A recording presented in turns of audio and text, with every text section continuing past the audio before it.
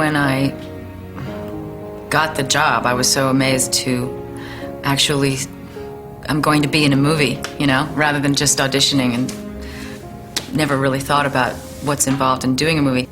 I was doing a play at the Public Theater called Runaways. George Roy Hill came and saw me in the play, and that was pretty rare for a director to be able to see if the performer can perform, considering I had never done a movie, and there was something that he could see.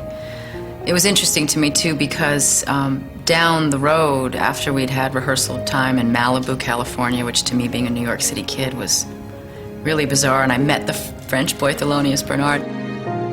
I remember George saying to me, "Now today, I want you to really cry.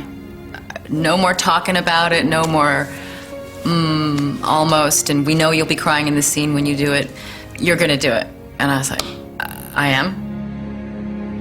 When we started to rehearse with Laurence Olivier in Paris, the stakes went up, and to work with Lord Larry, as we jokingly referred to him, to his face, because he said immediately, "Call me Larry, please." You know, he's very sort of uncomfortable with the royal families bequeathing him with the title and all of this sort of business. And well, it's hard for me to separate the quote that has endured, that he called me the new Grace Kelly. He spoke about me in the media, and I read it. It was wonderful to have that forever in quotes from him. But my experience of him and the warmth and the education of working with somebody of that caliber, and how it raises the standards of everyone around. Right in the beginning of my career, I had no idea how good I had it, you know. I just thought it was always going to be that professional. I have many memories of Larry. It's awkward to call Olivier Larry, but there it is. And he always wanted to shirk that moat that was between him and other people, that was imposed on him by his stature and status as an actor. And he just wanted to be one of the guys and go to dinner with everybody in the crew.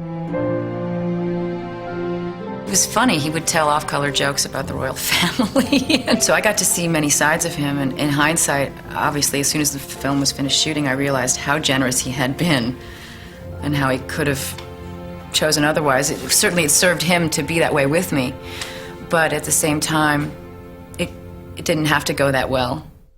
What an incredible life you must have had, Monsieur Santorin. Oh, please, Julius, you make me feel my years less. How old are you?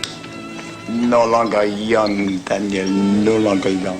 I often thought that the reason I was right for the role was because precocious is a word that was used a lot at me, and it's very awkward to be that age when you are a bit of a wise soul, because people don't want you to own that much that young, you know, and Lauren and I had that in common. She was an intellectual. I mean, she was a very well-read girl and read Heidegger and was considering existentialism, which we see in the film, and literally had a very high IQ. You see hints of the woman to come. But she's, don't forget, it was 1978, you know, and it was a softer time in terms of females and their self-image. She was all femme, very girl. It's interesting about what scene is most difficult for an actor, because in this movie, it was the scene where we all confess our truths to each other and our disappointments in each other and our suspicions of each other, and Olivier's character decides that we should go on and create the dream anyway and make it real. And that was a hard scene for me, and I was never happy with it when I saw it. Just as an actor, that's not an uncommon experience, because I didn't have a lot of options yet inside of myself as an actor as to how I would convey what I had in mind and to satisfy the scene. I was just raw and doing the way I would do it. And I sounded so whiny to me. I just sounded so whiny, but that's how young girls are when they're vulnerable and crying. They sound like they're whining. the goodbye was my favorite scene because I really felt it. We shot it in sequence because George was smart that way. Of course, he's George Roy Hill. And when we were saying goodbye, I was really saying goodbye to Olivier. And it makes me teary. I'm sorry. And I did. I felt very grateful to him. So when I hugged him, it was real.